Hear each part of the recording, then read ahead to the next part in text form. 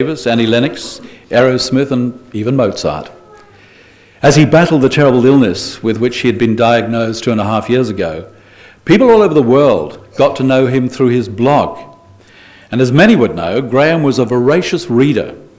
After bringing his supporters up to date with the battery of tests and bone and MRI scans he was undergoing and how he was responding to treatments such as chemotherapy, radiotherapy and steroids, his blogs would invariably include the titles of the music he was listening to and the book he was currently reading.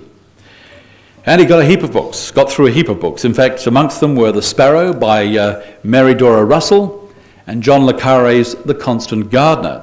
And on that novel, Graham had this to say: "What a brilliant writer. Methinks I'll have to watch the film adaptation again, though I don't think I can take Ralph Fiennes quite so seriously after his joining the Mile High Club," which of course was a subtle reference to the actor's alleged airborne dalliance with a Qantas flight attendant in 2007. The son of Hawthorn Football Club coach Alistair Clarkson is in the same class at St Leonard's as Graham and Sam's daughter Poppy.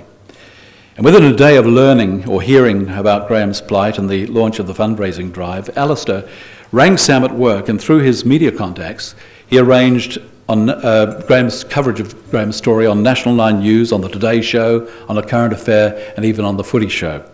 And while Graham was undergoing treatment in Seattle, he excitedly told his readers to his blog, "We had a nice surprise visit from our saviour, Alistair Clarkson, on Sunday.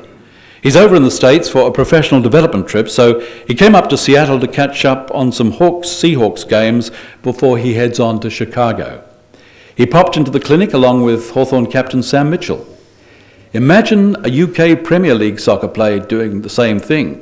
They'd be too busy getting their hair done or some boutique shopping."